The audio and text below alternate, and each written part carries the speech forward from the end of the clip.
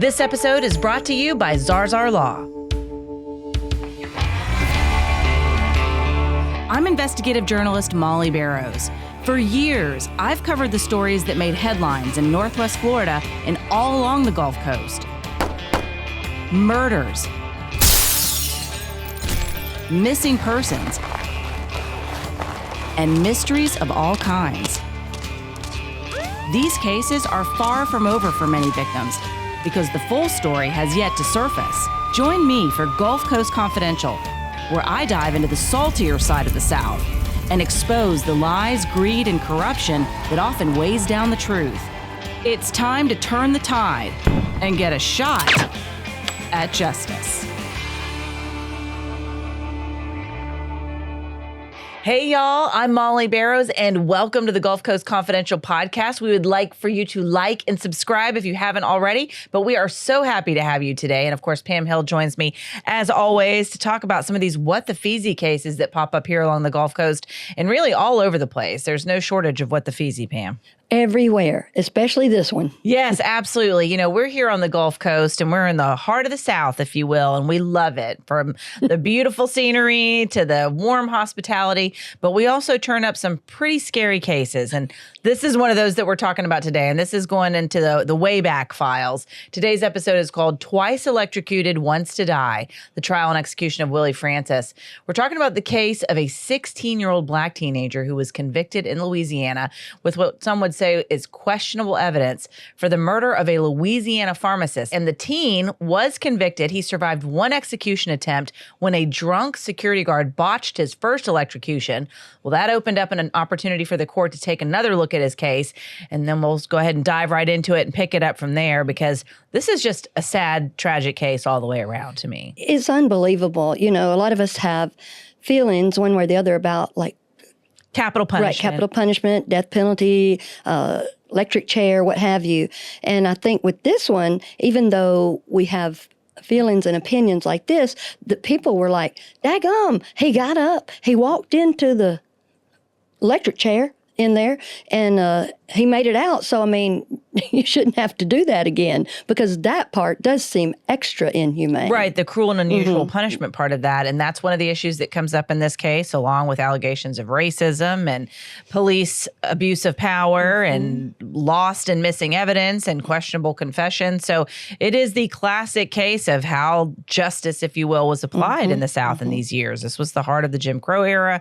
So there's any number of allegations that we could probably dive into, but there's never been any clear resolution, I feel like, or clear answers, but certainly enough questionable evidence that it makes you wonder, did this kid really do what he was convicted of doing, what he confessed to doing?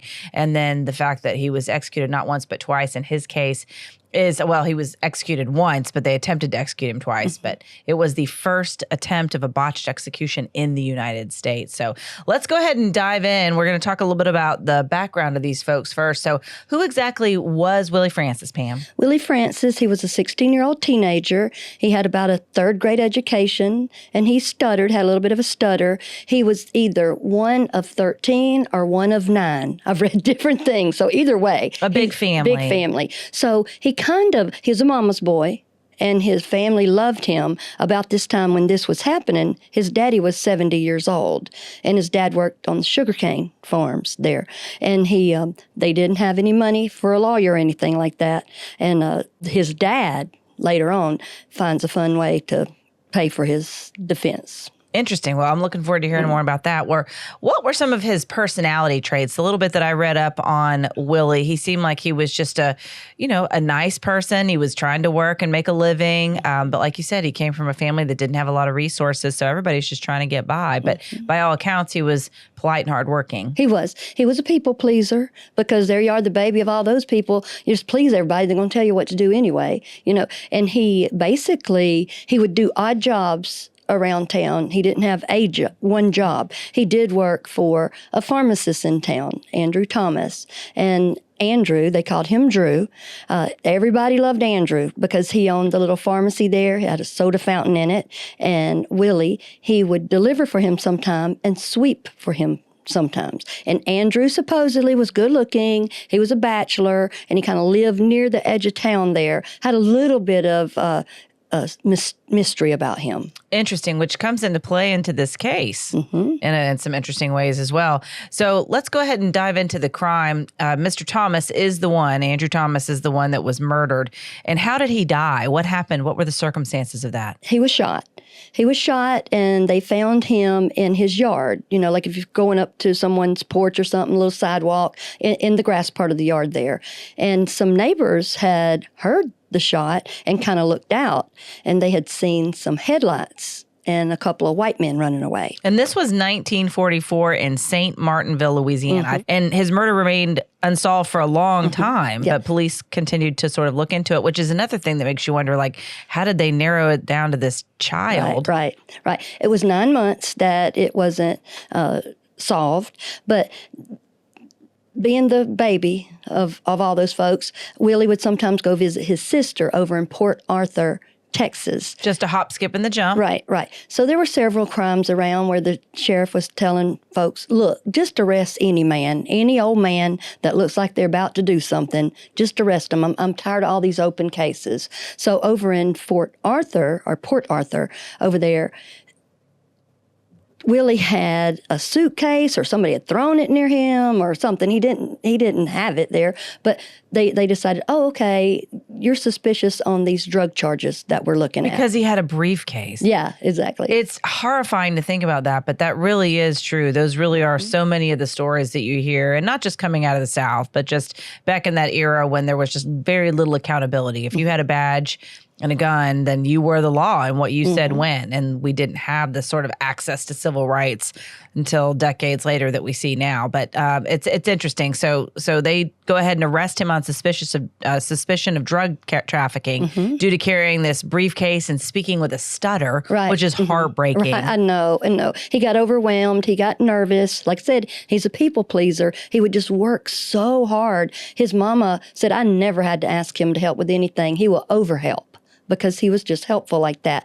But the briefcase there, like I said, it doesn't match. There's a whole lot of things that don't match in this story. And when I was telling you earlier about the pharmacist, like I said, he's a good-looking guy, and everybody liked him, and got a little personality on him, and he would give the kids candy and ice cream and stuff, and they could pay for it later if they wanted to. But the deputy in town suspected the pharmacist of having an affair with his wife. Interesting. So we have somebody who potentially had a motive. Well, that's interesting, too, because according to the research that I've done, police claim that he was carrying the victim's wallet, the pharmacist Thomas's wallet, in his pocket, but that no evidence was submitted of that when it actually came time for the trial. Right. And we don't know who is the one that picked him up and who said that, because he's got a third-grade education. And we got this deputy that he threatened to kill the pharmacist because he's like, I know you're fooling around with my wife, so I'm going to kill you. And about a week before, the deputy's gun had gone missing, and nobody had found that. So, I mean, really, anybody could have said that they found all that stuff on Willie. Yeah, that's interesting. So they take him into custody. They're talking to him about just possession of drugs. And then suddenly it turns to this question of Thomas. And did he kill him? And suddenly they claim, well, you have his wallet, but no, we can't produce it as evidence. But he did confess, not just once, but twice. And he wrote written confessions. But even now, people are saying, taking a look back, there's a lot of holes in these confessions that don't really necessarily add up. What was in these confessions? One of the confessions he wrote were 8 mysterious words. He said, it was a secret between me and him. That's interesting, too. They're talking about a statement that he made about Mr. Thomas saying, because he would go and do work for him. Here's a man that's known to give kids candy and sweet treats. Nothing wrong with that. We're not trying to malign him. But there is an author who researched this case and did a book about it and said that there sort of heavily implied that there were rumors that maybe he was too friendly with the kids. So maybe this was one of his potential victims of sexual abuse. Right. And he may have had dalliances with either sex, is some of the rumors also. Also, his brother Claude is the chief of police there, and he has another brother that owns a business. So the Thomas brothers are large and in charge in town. Interesting. So there's certainly a possibility that maybe somebody of higher stature would have had the opportunity to kill him, or the motive, if you will, to kill him. Did they ever explore that possibility? Well, they barely mention it because, look, they already got a guy here. And what we're at in a place that's 2/3 white and mostly Cajun and 1/3 black. And basically the guy just said, arrest any man. I just want this case solved. Yeah, I thought that was interesting, too. That jumped out at me when they talked about Francis confessing to Thomas's murder in writing. It was a secret about me and him. And that's also, in my experience as a crime reporter, that's the kind of thing that these, and again, this is not to malign him. He was never charged with this, but people have taken a lot of additional looks into this case. But that's the kind of statement that you do hear in cases of people who have been arrested for molestation. They either somehow threaten or coerce these children into believing that this is a secret. This is a secret that we have to keep. It compiles the shame. Not saying that happened in this case, but it is interesting. It's yet another reason to wonder what exactly happened. And you mentioned that deputy too. Reading up on that, I guess that was like part of his first confession, that he stole the gun that was used to kill Thomas. But the gun and the bullets that were recovered from the crime scene in Thomas's body disappeared from police evidence just before the trial.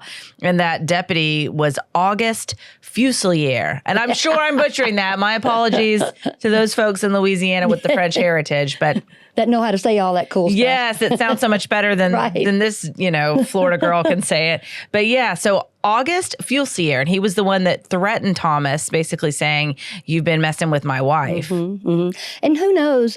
I've watched things before.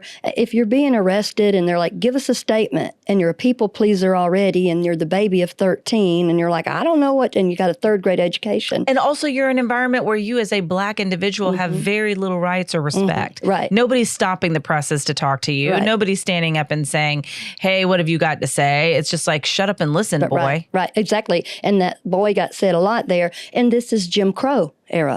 And he is a young man in the South. He only weighs 150 pounds. And, he's not a scrappy little boy. He's strong enough, but he's not a very big guy. Did they ever attribute what they thought was his motive? Were they trying to imply that it was robbery by saying that he had the wallet but then not producing it? Yeah, I think that's what they were trying to say, and then the bullets and stuff. Because what's amazing is all the evidence that went missing, it went missing on the way to the FBI. So who knows which old guy with the sheriff's department was responsible for sending that off. Oh my God, that is horrible. But it is interesting. So despite those 2 written confessions, despite the evidence disappearing, he didn't go along with it at that point anymore. He did plead not guilty in court. I mean, because it certainly sounds like there's a lot of reason to believe that he wasn't guilty, for all the things that we've just talked about. But I think a lot of folks do believe that maybe those confessions were false and that he was coerced. Again, talking about his people pleasing, lack of education, being surrounded by people who were obviously more powerful than him, not just bigger physically, but they were white, they were in charge. He was all but powerless, in my opinion. Right. And they basically assigned him 2 public defenders, and during his trial, they put 0 defense, asked 0 questions, gave 0 evidence, and when the state rested, they said, "So do we." Oh, my God. They offered no objections, not once during this entire trial. I mean, nothing. Didn't question the validity of the confessions, even though he didn't even have any counsel at the time. And he was just a teenager. I keep coming back to that. He was just a minor. But yeah, so apparently it didn't take very long, I guess, with no real defense for him to be convicted. According to the case, 2 days after the trial began, he was found guilty of first-degree murder. There were 12 jurors, and the judge sentenced him to death, even though he was, I guess, 15 at the time that the crime was alleged to have occurred. Right. And there were 12 white men, and they were Cajun, the judge was Cajun, and he was Catholic. And they said that was kind of a divide there. So he didn't know what to do. He just went in there and took his chances.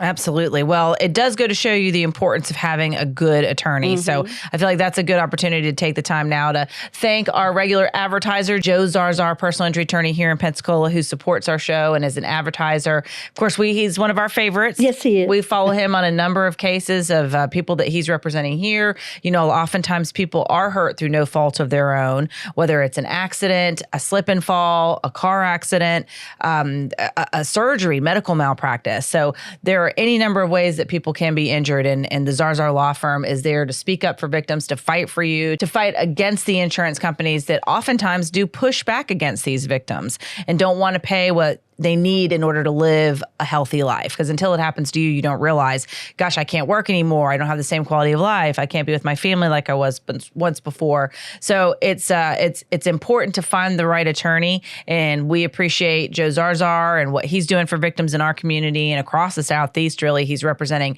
any number of victims that we've highlighted on the show. And you can check out some of those episodes here on Gulf Coast Confidential. The ones talking about Dr. Thomas Cheknowski. Also, he comes up in representing some of the alleged victims of Dr. Ben Brown, a plastic surgeon who is accused of negligent manslaughter in the death of his wife, and any number of other cases as well. So we just want to take a moment to say thank you, Zarzar Law, for your support of the show. And if you're looking for an attorney, you should certainly check him out. Definitely.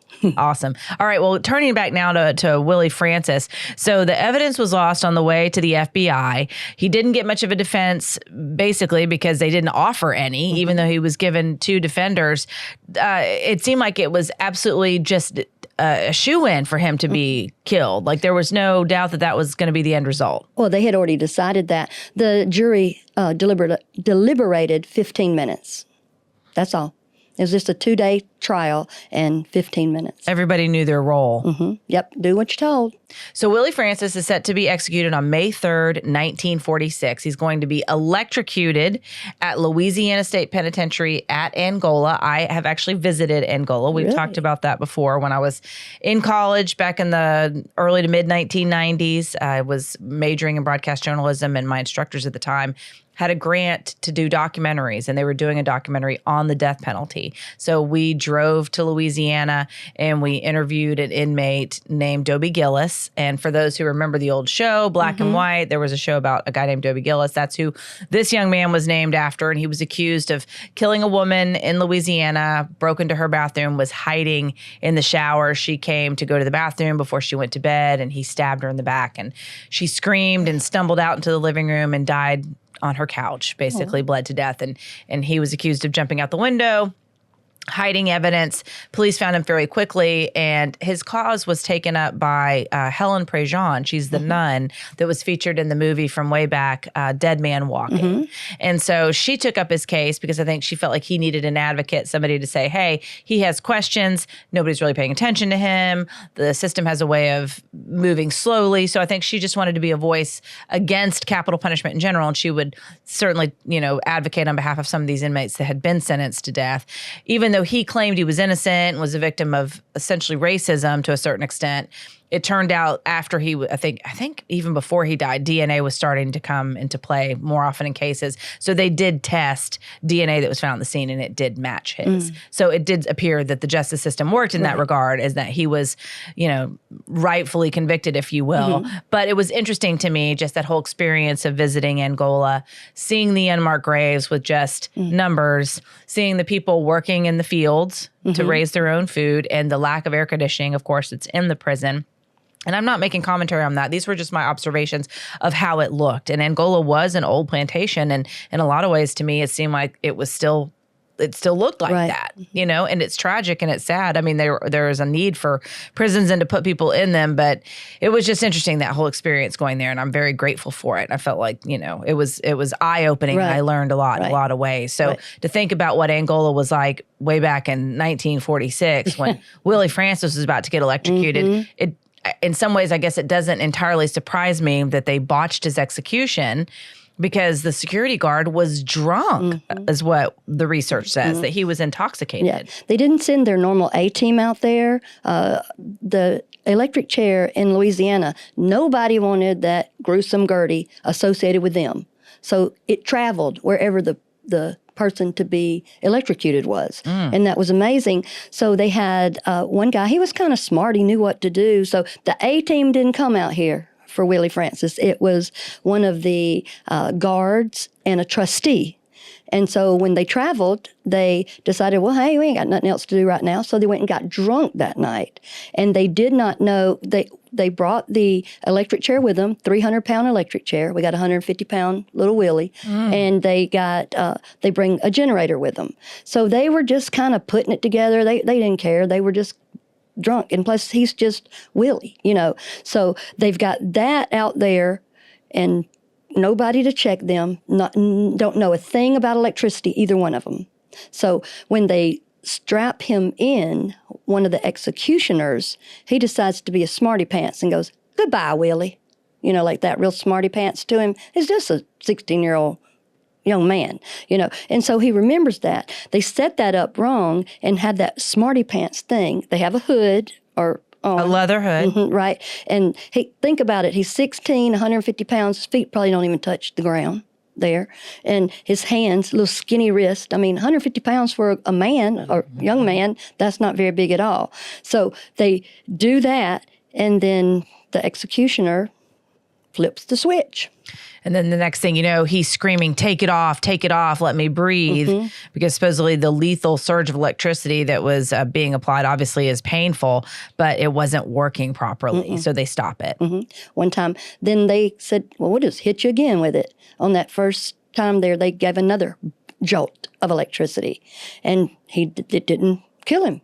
He's the only person walking around on the planet Earth that knows how it feels to go to the electric chair and be electrocuted and live to tell about it. And they asked him later, they said, well, what did it feel like? He says, a wham, zzz, like that, you know, and that's what he said. So and he's just kind of just telling that like a child would tell it. Golly, that is heartbreaking. Well, I thought it was interesting when I was reading up on this that the sheriff, E.L. Ressweber, and I may not be saying that right, but he was later quoted as saying, quote, "This boy really got a shock when they turned that machine on," end quote. So obviously they believe he's guilty. They've he's been convicted, so they're just in their mind doing their job. But talk about being unprofessional. Oh, yeah. I mean, it's just horrible. It's disrespectful. Right. Well, here we go from a trial where nobody even bothered to ask a single question, put up a defense, no closing, no anything, doesn't even ask him anything. Now we're in the execution chamber and nobody, I mean, can you imagine how scared he was? But they said he would practice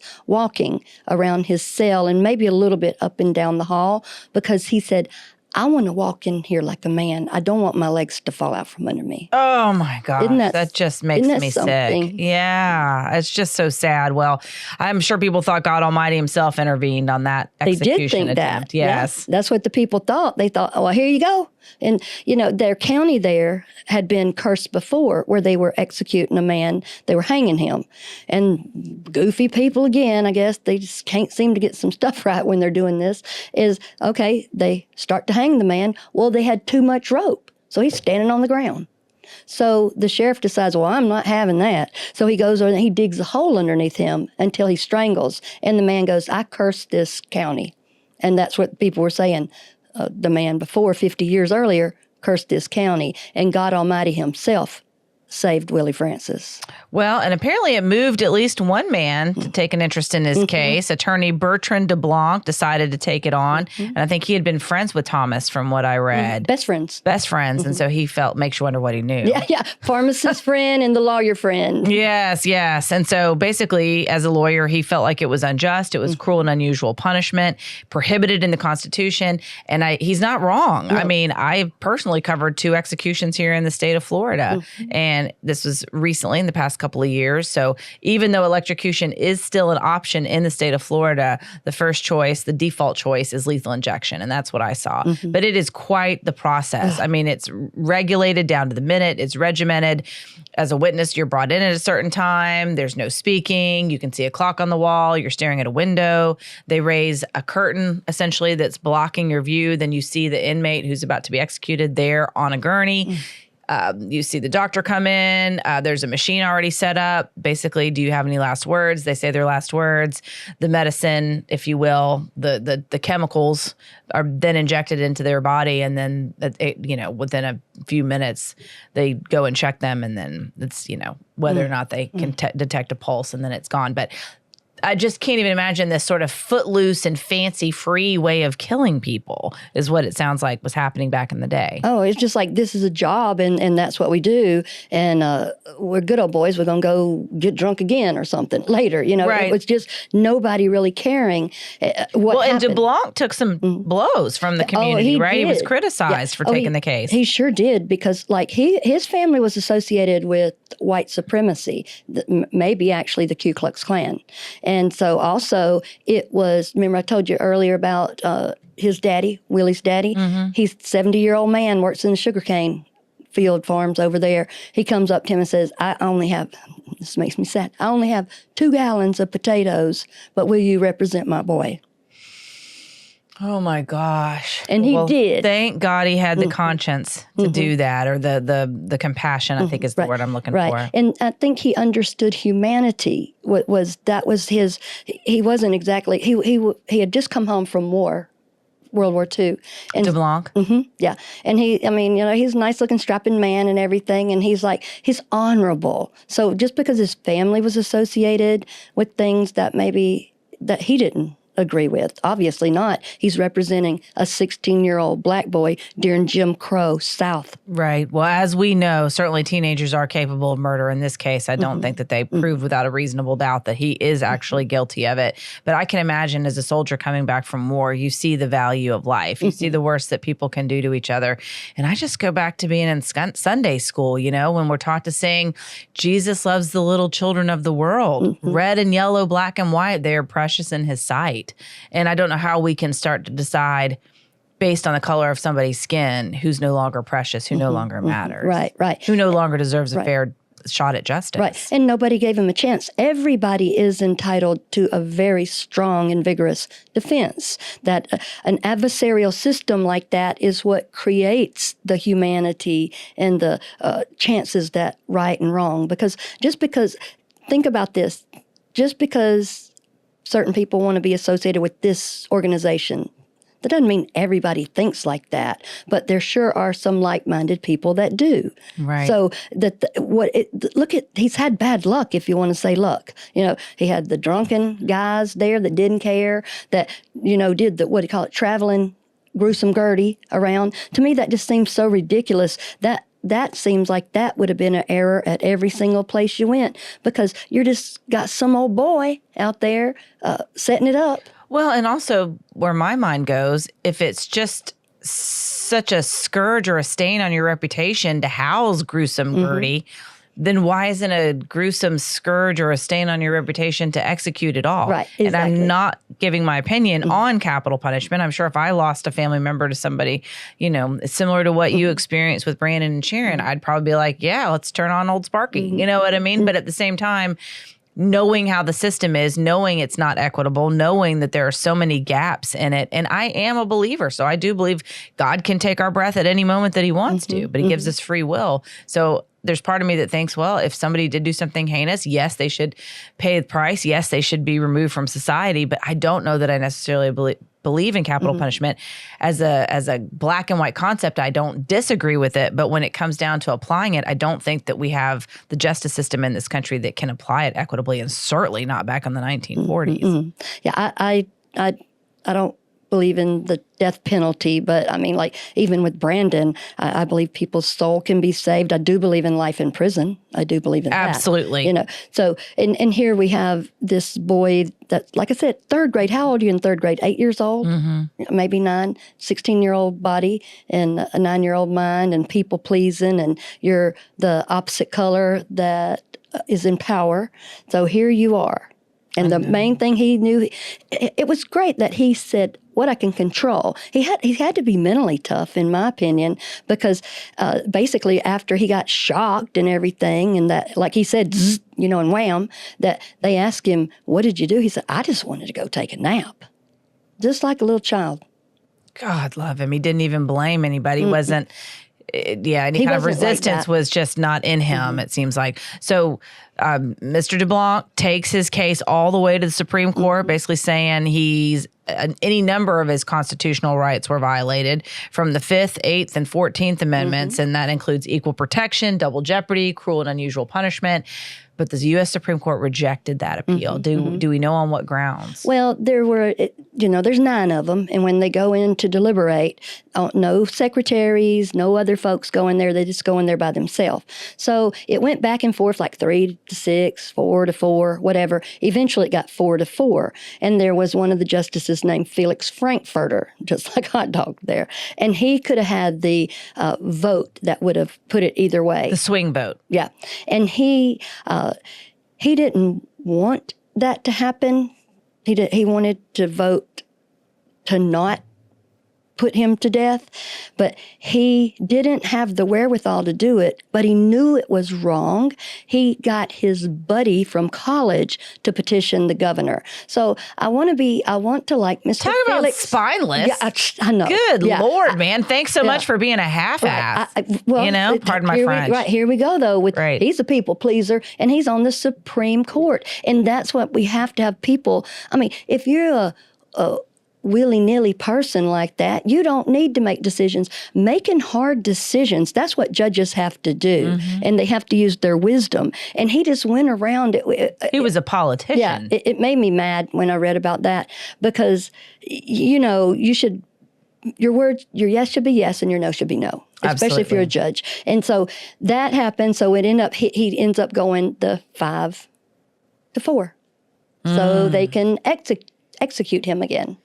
Golly. Well, and I tell you what, Mr. DeBlanc did not give up. So No, he he didn't. works to try to overturn the murder conviction, citing new evidence that there were problems with the confession and with his trial. But this is what breaks my heart. Willie just didn't want to fight anymore. Yet he didn't, because he said, my mama and daddy, you can't do this, my mom and dad. They're 70 years old. And, the public was on his side. This was a time during when Jackie Robinson was playing Major League Baseball, the very first black player. Willie was more popular on the headlines than Jackie Robinson during this time because people knew about it. They knew about that more than they knew about Jackie Robinson.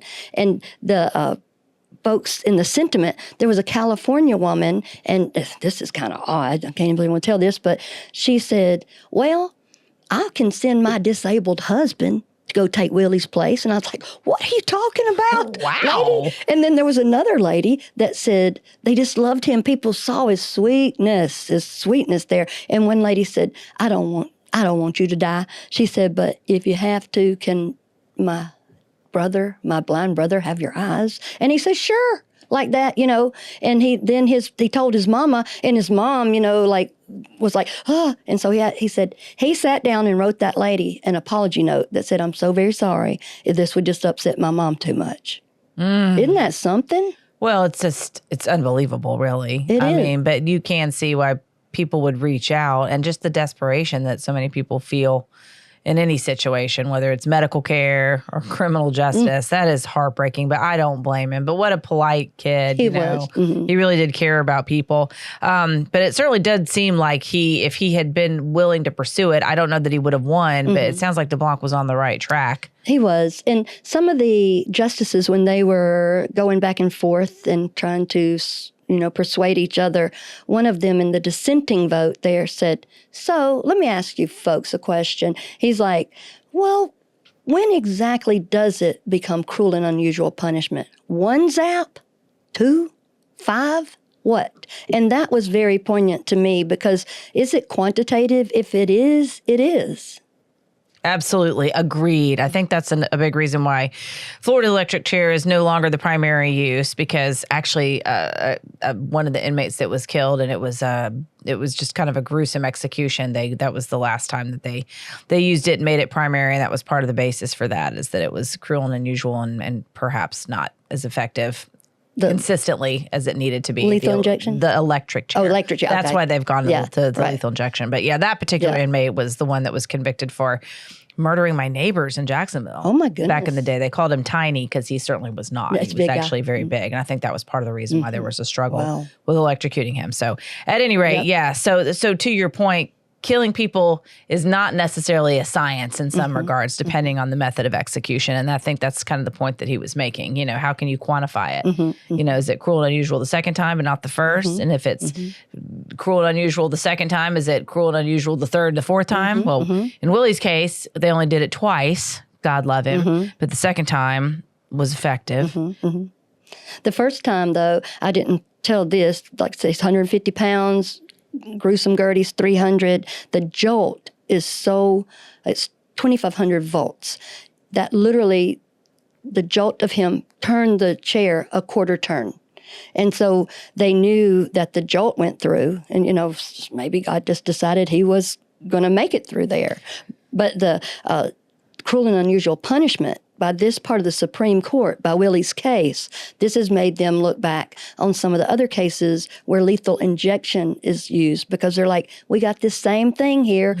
Some things are weight-based. And if we got people that can't even put the electricity right on the electric chair, we got people that have to figure out doses and this, that, and the other. This is not us going out and making sure our sprinkler system works in any of this stuff. And I've seen so many, like I remember when Judy Buonaño was going to be electrocuted during her writ of habeas corpus, and when they were discussing hers, they were referring back to Jesse Tafaro, that in our state, in Florida, where when he was electrocuted, they used a synthetic sponge instead of the sea sponge there, and a flame went from his head. Yes, a couple of these stories certainly remind me of the Green Mile, which I think Stephen King did pull from some of these legit stories to describe that. It's heartbreaking. Yeah. And I imagine this case made a lot of people think back in the day, even though he is actually successfully, if you will, executed on May 9th, 1947. Leading up to that, I'm sure there were a lot of conversations across a lot of kitchen tables at that time of people talking about stuff that maybe they had not been forced to think about before. Right. It makes you sick. I got kind of sick reading all this. It was exactly 1 year and 6 days before they did the first and the second one. Can you imagine him having to sit in there for 1 year and 6 days thinking about this? That's going to happen. And knowing his parents were upset, knowing it was just tearing his family apart. Right. And they asked him, they said, what would you like for your last meal?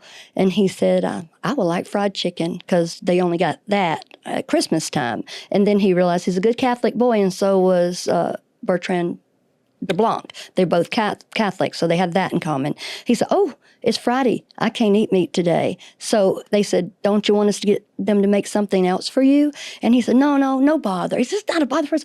But Bertrand said, I'm getting you some catfish and some potatoes. God love him. And I thought it was sweet, too. Apparently, he told a reporter, Elliot Chase, a couple days before the execution that he was going to meet the Lord with his, quote, Sunday pants and Sunday heart. And he was pronounced dead in the chair at 12:10 p.m. Central Time. Yep. That's exactly what he said. Oh, bless his heart. Well, it certainly sounds by all accounts that he was a kind and loving person, certainly not the type of person that you would suspect of shooting this pharmacist to death. And he didn't seem like a criminal mastermind that he could have outrun the law for 9 months. I don't think so. I don't think his conscience would have let him. I don't think whether he had 8 brothers and sisters or 12 or whomever and parents that were in his life, I don't think he could have kept that secret or burden. Well, I am grateful that we are no longer in that quagmire of injustice, if you will, but that injustice still does exist. Don't get me wrong. I'm not saying the system is fixed and it's so much better and we don't have problems like this, because I think a lot of the issues that came up in this case are still present in cases today. But thankfully, because people have been, their awareness has been raised because of cases like Willie Francis and any number of other trials, that I think people are more aware, and we have had more oversight. Obviously, Jim Crow era laws were repealed. So there was a change, civil rights movement in the 1960s. But that's why people were protesting, because of cases like this, because of this just fundamental injustice that had been going on for literally decades, hundreds of years. Right. Almost a couple hundred years at that point. Well, and also that's why professional, like the bar association, you are going to have to at least have some minimal proficiencies to sit there and not offer a defense at all for someone. In my opinion, the judge should have said something. But this is in the 40s. I mean, nowadays, watch somebody try to do that now. No. A reporter be calling the bar something on them, because you're not practicing, you're not G.I. Joe, you're not hiding in plain sight. You're out here. Absolutely. Well, Pam, any final words or thoughts before we wrap this up? Just God love this young man. I don't know if he did it or not. I'm kind of inclined to think that he didn't. And nobody deserves cruel and unusual punishment. Absolutely. Well, I appreciate you joining me for the conversation on Willie Francis, and we thank you for joining us as well. That is it for Twice Electrocuted, Once to Die, the trial and execution of Willie Francis. I'm your host, writer, and producer, Molly Barrows, with co-host and researcher Pam Hill. And a big thanks, as always, to our director, editor, and production engineer, James Roy.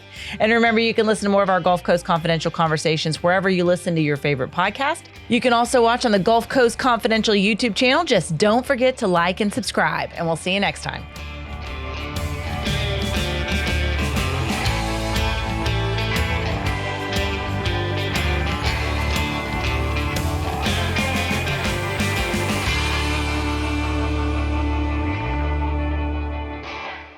This episode is brought to you by Zarzar Law.